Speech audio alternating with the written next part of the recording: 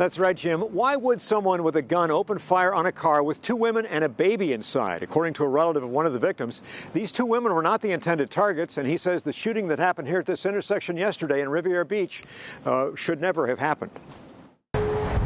Yeah, I think it's tragic, you know what I mean? But it could happen to anybody. Bishop Ronnie Green of Riviera Beach says it's a miracle his niece is still alive.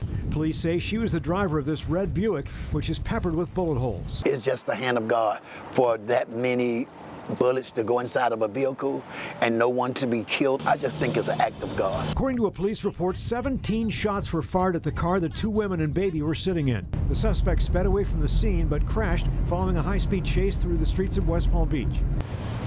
Police arrested Alvante Cook of Riviera Beach and Kevin Gibson, both 25, and they're now charged with attempted murder. I'll just say that there's somebody that's disturbed, confused, and with that state of mind, maybe they don't need to be on the street. Green says police think the shooting is a case of mistaken identity. We used to fight with our fists.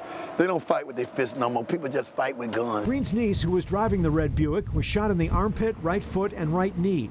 The other woman and a one-year-old baby boy in a car seat in the back seat were hit by flying glass. The shooting spree happened at a busy intersection at MLK on Australian at 2 in the afternoon.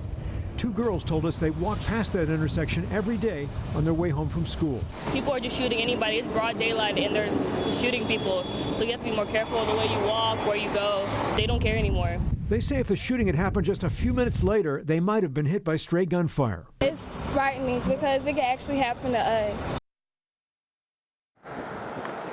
Green's niece is out of the hospital recovering from her gunshot wound. She declined our request for an on-camera interview. Meanwhile, the woman and the baby were struck by flying glass, and police say their injuries are not life-threatening. Live in Riviera Beach, Al Peffley, CBS 12 News.